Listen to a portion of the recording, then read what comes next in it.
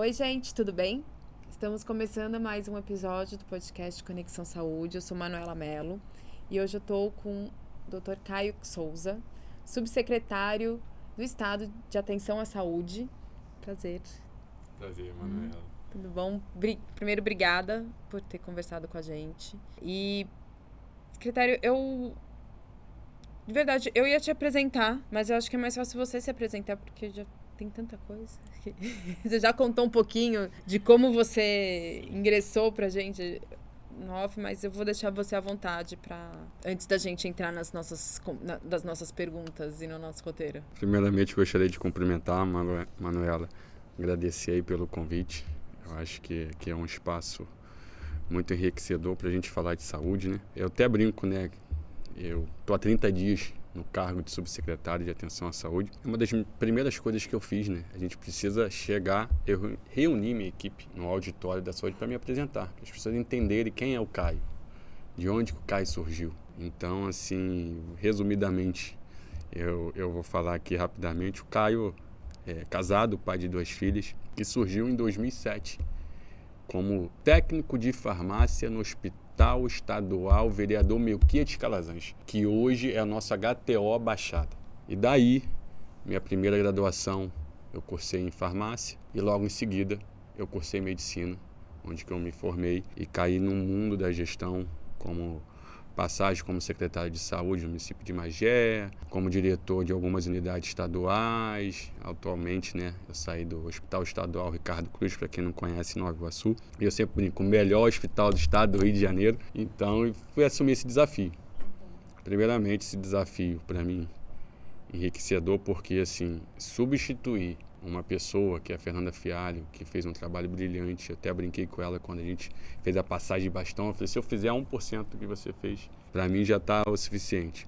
Mas mais ainda, quando a gente tem uma secretaria, que a gente teve passagens brilhantes, que eu considero aí a maior referência em saúde, não só no estado, mas no Brasil, né, que é o Dr. Luizinho. O Kiep, né, que é uma pessoa também de uma inteligência extraordinária, e agora trabalhar com uma outra referência de saúde, que é a doutora Cláudia Mello, nossa atual secretária. Então, acho que, resumidamente, é mais ou menos isso. Eu vou ser sincera. Quando eu vejo os secretários, subsecretários do estado e do município, eu fico com um pouco de inveja dos carioca. Eu sou paulista, então. Mas o pessoal de São Paulo não me ousa, mas...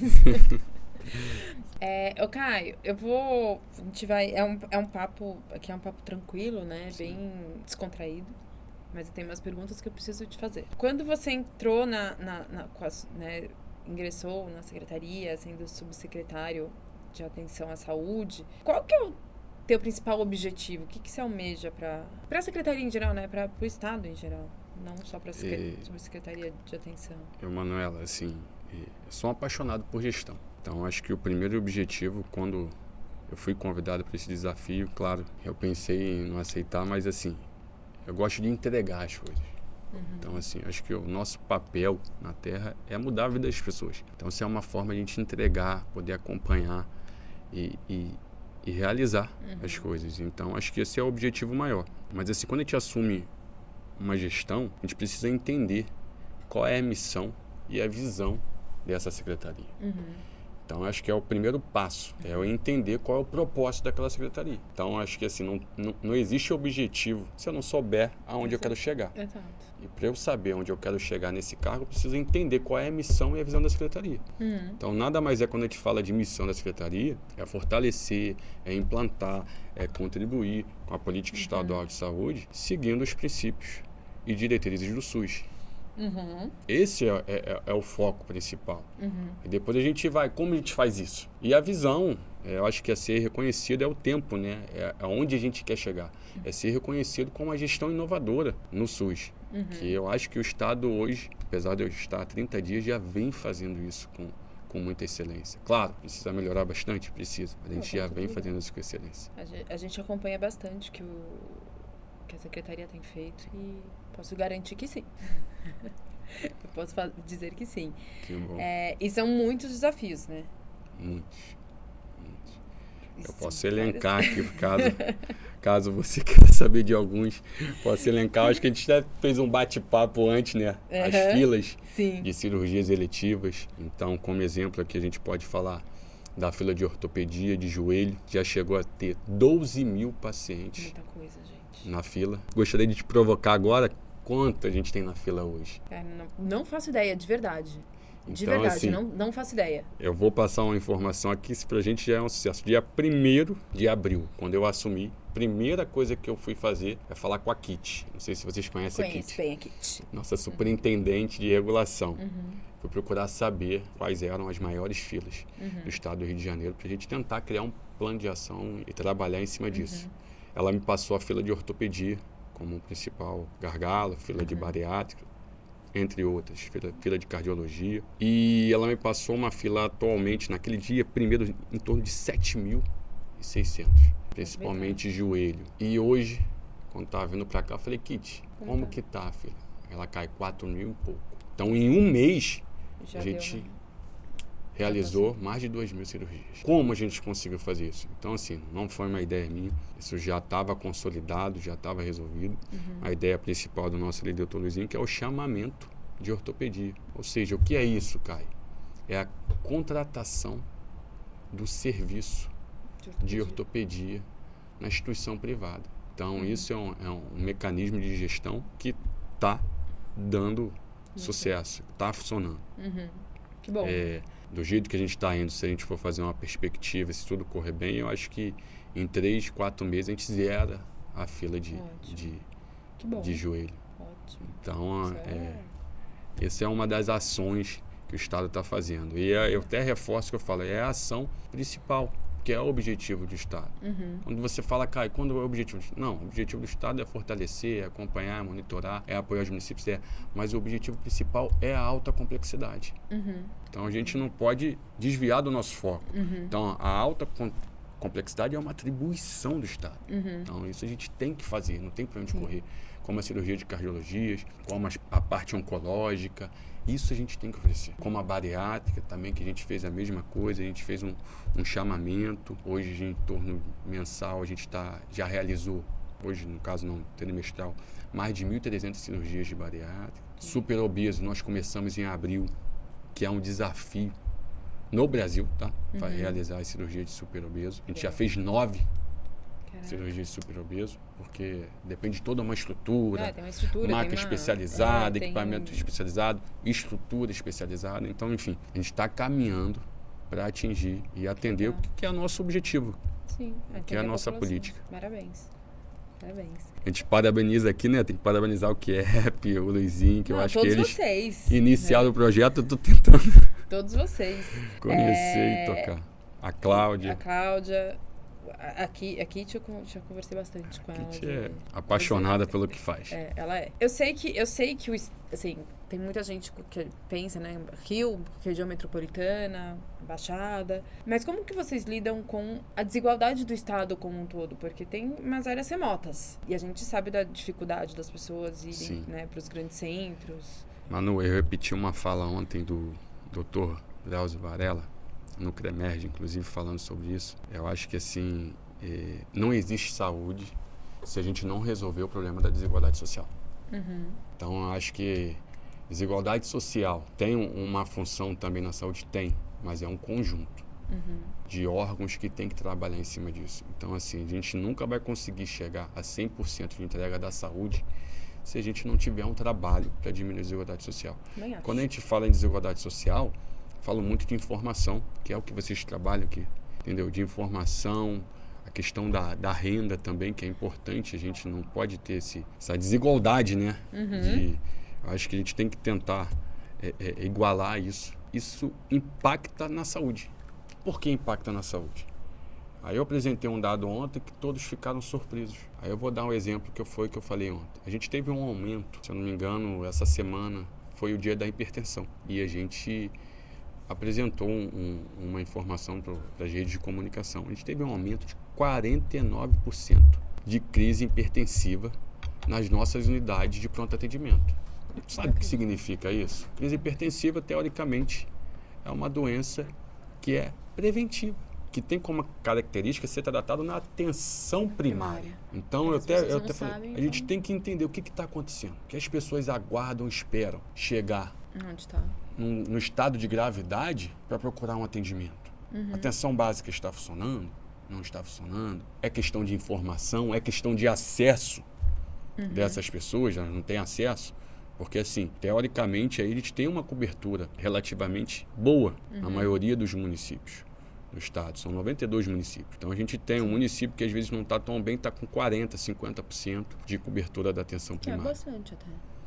Então, assim, a gente entender o que está acontecendo, que esse paciente não passa na atenção primária e já chega num estado de gravidade na nossa unidade de saúde. Isso com os pacientes de oncologia também. Claro que a gente identifica um problema na parte de oncologia que a gente precisa melhorar, sim. Porque existe um protocolo, desde quando o paciente é diagnosticado com uma hipótese diagnóstica de câncer, 60 dias para a gente fazer a biópsia, iniciar o tratamento. Aí tu me pergunta, Caio, isso é cumprido? Não. Isso não é cumprido no Brasil. Isso que eu ia falar, nem no particular é cumprido, mas não é no... Então a gente tem que trabalhar para mudar isso. Como a gente está fazendo para mudar isso? Até acabei de comentar a construção dos hospitais oncológicos. Tem um que está provavelmente a gente vai apresentar para vocês aí uma inauguração, que é o Hospital Oncológico Nova Friburgo. A construção do Instituto Oncológico na Baixada Fluminense. Então, assim, é como você falou, nessas regiões. Então, a Baixada Fluminense é uma região que a gente precisa olhar diferenciado, tem um olhar diferenciado. É uma região que precisa, que é carente, que tem uma desigualdade acentuada, então a gente precisa olhar com carinho para lá. Então, nossas políticas é voltada em apoiar isso na Baixada Fluminense. Então, acho que a forma de a gente diminuir isso é apoiando os municípios, criando hospitais, como o Hospital Oncológico, que nunca teve, na verdade, no estado do Rio de Janeiro. A gente não tem um hospital estadual oncológico. A gente falou do INCA, mas não tem um... É um instituto, é federal. Mas não então, tem assim, eu acho que é essa mais ou menos, não sei se eu consegui te responder. Conseguiu. Mas é mais ou menos por aí. É que eu estava conversando também mais cedo com a médica, com a doutora Beatriz, e ela estava falando da paridade da residência, né? E o que poderia acarretar em zonas... para o residente em zonas remotas. Sim. Mas atender essa população também é um problema, né? A gente tem que trazer também essa população, atender essa população ou trazê-la mais para perto. Criar estratégias, entendeu? Criar estratégias. Para retê-las, né? Reter essas estratégias. Você estava comentando um pouquinho da construção né, do hospital oncológico. Teve mais um que você comentou também. O Hospital Oncológico da Baixada. Essas também são estratégias para melhorar a infraestrutura do estado. Tem alguma outra? Tem alguma outra coisa? Tem o Centro de Inteligência. Tem o Centro de Inteligência, tem o Rio Mais de Baixada, que a gente inaugurou há pouco tempo. Falando. Tem uma série de coisas que vocês estão fazendo para melhorar, né? Sim, na verdade, tudo que você está falando aqui já... Todas as nossas unidades de saúde passaram por revitalização de infraestrutura. Claro que nós temos unidades muito antigas, entendeu? Como Getúlio Vargas, que se você... Aí, Caio, tá?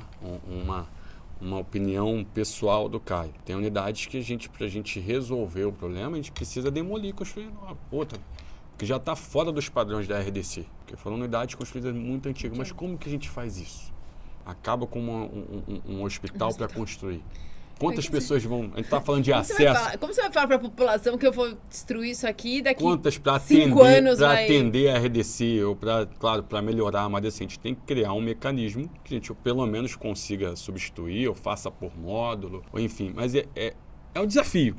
E é muito complicado. Mas a gente passou por uma revitalização em todas as nossas unidades. E assim, eu falo aqui em números, nós temos hoje 27 unidades de pronto atendimento e 25 unidades hospitalares, entre elas ambulatorial também. Então, num total de 52 unidades estaduais. É muita coisa, né? É muita coisa. É muita coisa. É muita coisa, gente, pra você olhar.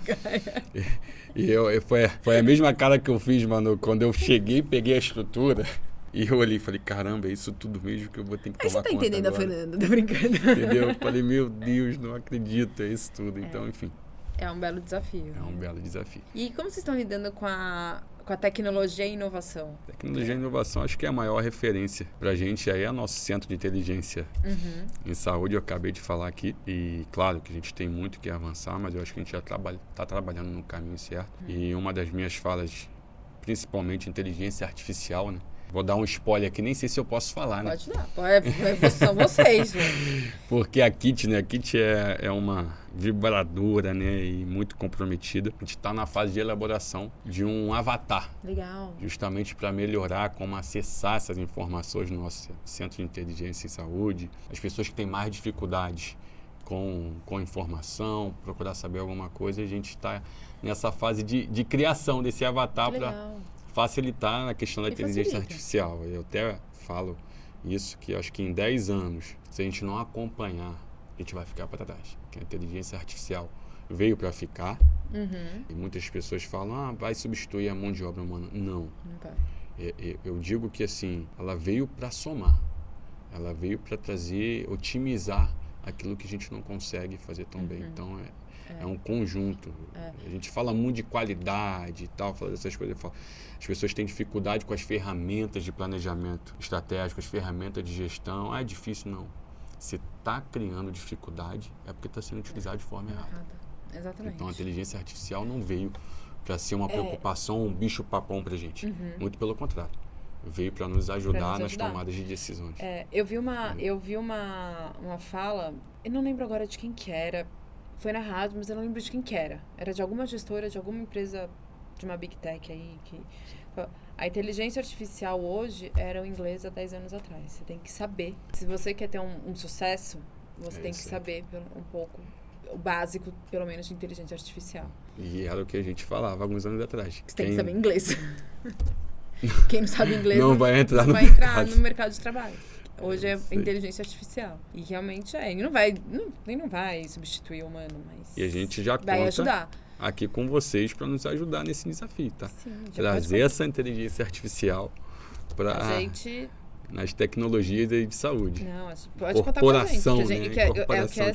Que é uma das nossas especialidades. Pode contar com a gente. A gente falou de inteligência artificial, né, do avatar, mas eu vou voltar para o humano. Eu sei que vocês fazem, que é colocar a comunidade também para utilizar, para ajudar na promoção de saúde. De que maneira a subsecretaria está promovendo a participação da comunidade na promoção de saúde?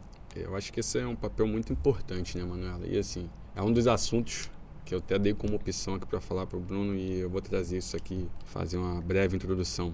A gente fala hoje o ESG, que está muito em alta também como inteligência artificial, que nada mais é que sustentabilidade, responsabilidade social e governança. Então, assim, não adianta a gente trazer um mundo aqui de tecnologias, fazer uma saúde excelente, mas se a gente não devolve isso para a sociedade. Então, de que forma a gente devolve isso para a sociedade? De que forma a gente envolve isso, envolve a população? A gente precisa entender esses conceitos. E assim, eu vou te dar um exemplo aqui que a gente já faz hoje. Então, assim, algumas unidades têm um conselho gestor, que existe a participação da comunidade dentro das unidades. Não são todas, tá, mano? Mas, como exemplo aqui, eu já te falo do Getúlio Vargas, a comunidade é efetiva nas ações de saúde lá. E trazendo aqui para alguns programas que a gente faz, tem cuidando de quem cuida. Algumas unidades de saúde já trabalham. Então, como que é isso? Às vezes é o acompanhante, às vezes é um familiar que está lá na unidade de saúde, a gente traz para fazer uma modalidade, fazer uma massagem. A gente fala muito de humanização, né? De envolver, acho que uns temas também de segurança do paciente, que o tema passado é dar voz ao paciente, é dar voz ao cliente, é dar voz ao familiar. Então, assim, eu sempre falo que quem manda é o paciente. Quem manda é o familiar. Eu tenho experiências aqui, quando eu fui diretor de unidade, a gente recebeu uma ouvidoria que a paciente falava que estava muito tempo internada, que o atendimento era excelente, mas que ela estava com muita vontade de comer uma castanha, que na casa dela ela comia. E a enfermagem falou que não tinha como, porque não tal castanha. Eu falei assim, peraí, por que não tem como? Porque a gente não pode fornecer isso. Então, o quadro dela era diferente? Então, assim, a gente pediu para comprar a castanha. E isso transformou a estadia dela dentro da unidade. experiência dela na unidade. Então são coisas que a gente vai tentando, a gente tem o prontuário, né, do paciente, que a gente fala hoje que é o prontuário humanizado, coloca algumas coisas que o paciente gosta, a gente tenta promover isso ao longo dos meses. E algumas ações de sustentabilidade, né? A gente falou muito, e como a gente devolve isso? Algumas unidades têm descarte de pilha, outras têm coleta seletiva, outras têm descarte de óleo. Legal isso. Entendeu? Outras têm painel fotovoltaico, que a gente fala hoje de luz solar, que é uma Muito coisa legal. também, um trabalho que eu quero me envolver, porque a gente tem um consumo de energia altíssimo, um gasto altíssimo, que a gente poderia estar transformando isso em investimento para a saúde, em outras coisas, com esses painéis. Então, de repente, uma parceria, a gente firmar uma parceria com a concessionária de energia, com alguns órgãos que queiram patrocinar isso, porque a gente consegue reverter isso. Isso é muito legal. E fora as ações que a gente faz de educação permanente com a população. A gente tem diversos cursos, diversas palestras que a gente envolve o paciente. Uma experiência também do Carlos Chagas, que tem o cinema, uma vez no mês, se eu não me engano, tem um cinema com os familiares. Que legal. Entendeu? Tem um cinema com os pacientes. Então, enfim, tem várias ações, no geral, que a gente já vem fazendo e que isso está muito em alta, mas que a gente não consegue divulgar. Então, que a gente está trazendo isso, porque a gente faz no automático, mas não existe metodologia, que é onde a gente fala que a gente precisa usar as ferramentas de gestão. Porque a gente fala de planejamento estratégico, PDCA, matriz SWOT, mas a gente precisa usar porque a gente consegue criar a metodologia. Então eu já sei fazer, eu sou operacional, eu já sei executar. Mas e aí, gente, alguém planejou isso? Alguém escreveu? Alguém tem um passo a passo? Geralmente alguém está planejando? Alguém está executando? Alguém está checando? Alguém está monitorando? Posso falar? Geralmente nem nas empresas estão. Aí por isso quando a gente fala, quando a gente vê assim, porque unidade de saúde fechou, esse projeto que era maravilhoso fechou. Por quê? Não existe um planejamento e um acompanhamento adequado. Não adianta fazer se você não vê depois o resultado. Aí depois vão achar que está gastando dinheiro. Então, a gente fala de matriz SWOT, oportunidade, fraquezas, força, ameaças. A gente já traça, quando a gente faz um planejamento, a gente já traça isso. Então a gente já sabe o que a gente tem de ameaça. Entendeu? A gente já sabe o que a gente tem de fraqueza. Então a gente tenta trabalhar nisso para que não aconteça a desassistência de algum paciente, ou a falta de oferta de algum serviço. Entendeu? Então a gente tem que trabalhar aonde que a gente já identificou que é problema. Entendeu? Então, assim, o que a gente está fazendo? Qual o plano de ação para resolver isso? Então, a gente falou de ortopedia aqui. Qual foi o plano de ação para zerar essa fila de ortopedia? Então, alguém criou um plano de ação. Que foi o quê? Contratualização do serviço de ortopedia na rede privada. Pronto. E ajudou. Resolveu? Resolveu. De quase 12 mil filas, e a gente está em 4 mil e pouco. Então, assim, precisa planejar. Não é eu chegar aqui e falar, vou fazer, como que a gente faz? Exato. Precisa de metodologia. Pra gente dar continuidade no serviço. Senão a gente fecha. Não, senão vai... Vamos falar, tá gastando dinheiro e não vê o resultado. Orçamento, entendeu? Tudo isso é importante. Isso é bem importante. Tá, a gente tá chegando no final do nosso papo. E eu tenho uma última pergunta. Você falou um pouquinho do que vocês estão fazendo, né? Né, de trazer a comunidade para perto. Mas como que as pessoas que moram aqui, né? Como os cidadãos fluminenses, eles podem também se envolver e contribuir com os esforços que vocês estão criando, né? Com os programas que vocês estão criando para melhorar a saúde e o bem-estar da população? Eu acho que o ponto principal que a gente já comentou aqui é a participação da população, é a sensibilização da população, que ela precisa se cuidar. Então, acho que o primeiro caminho da saúde para a gente colocar é a atenção primária. Então, assim, eu já deixo uma chamada aqui, que a população procure a atenção primária para fazer check-up, qualquer tipo de atendimento, porque é o primeiro caminho, a primeira porta de entrada para a inserção no serviço de saúde. E dali a atenção primária consegue identificar e encaminhar. E essa é uma missão nossa também, tá, mano? Que a gente fala de princípios do SUS, tudo muito lindo no papel, universalidade, equidade e integralidade. E eu sempre venho batendo que eu acho que é o maior desafio nosso é a integralidade, que nada mais é de a gente acompanhar esse paciente. Então a gente tem um caminho que esse paciente se perde. Quando ele chega na atenção primária, ele faz os exames, ele é identificado com uma hipótese diagnóstica, vamos falar aqui de um CA, de um câncer, como que é a trajetória dele até chegar na especialidade que ele precisa. Porque ele sai da esfera municipal, que é uma premissa do município, a atenção primária, vai para a atenção especializada, sai da atenção especializada, vai para a alta complexidade, que já é Estado e governo federal. Como que a gente monitora isso? Como a gente acompanha? Então, às vezes, a gente vê esse tempo de fila desses pacientes, então, 1 ano, 2 anos, 3 anos. Aí eu volto aqui, eu acho que é um dever de casa que a gente precisa fazer. Por que esses pacientes estão tanto tempo nessa fila? Não? Porque não tem ninguém acompanhando eles. Porque não tem ninguém monitorando. Vai para o município, depois tem que fazer no Estado, tem que refazer na federação. Eu falo até no hospital, a gente fala, é o dono do paciente. A gente precisa ter esse compromisso. Sim. A gente que trabalha na área de saúde, esse compromisso com o paciente. É o dono do paciente acompanhar ele. Início, meio e fim. Ainda vou além. Depois de ainda tentar pegar uma devolutiva de como foi essa experiência dele no SUS. Isso eu acho que é o maior desafio. É o que eu falo. Sim. Que hoje o paciente fica perdido. Mas assim, eu acho que a inserção da população, do cidadão, é entrar no serviço primário.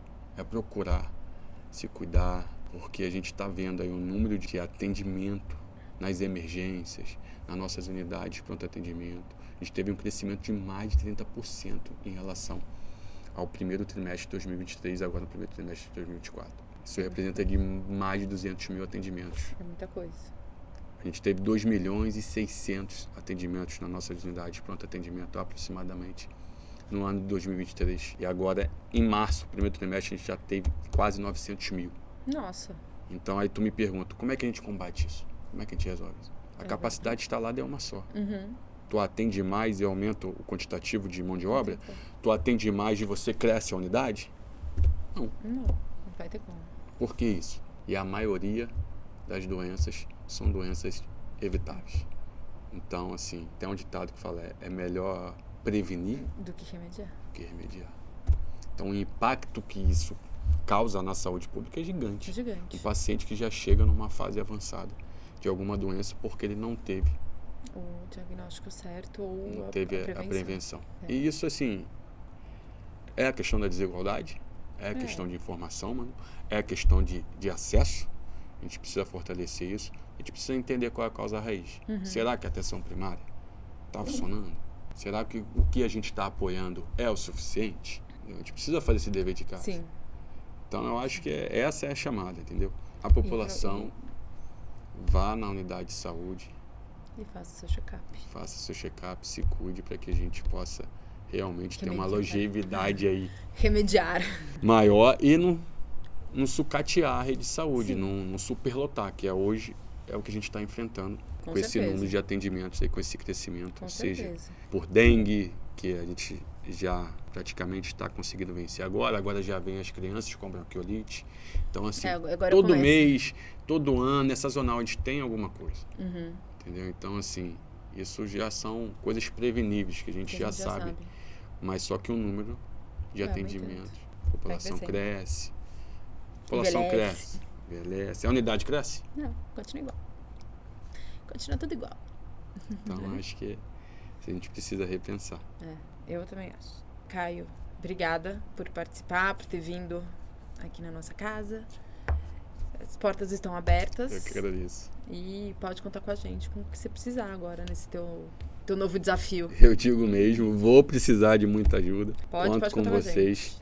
E quem sabe aí no segundo momento a gente fala de ECG aí, que é um assunto que está em alta, é desafiador. E eu gosto muito. E a gente só fala de unidades AAA, né, que fazem isso. Não, o público também faz isso. Legal. Espero que você venha com os painéis solares. Olha aí. Gente, esse foi mais um episódio do Conexão Saúde. Espero que vocês tenham gostado e até a próxima.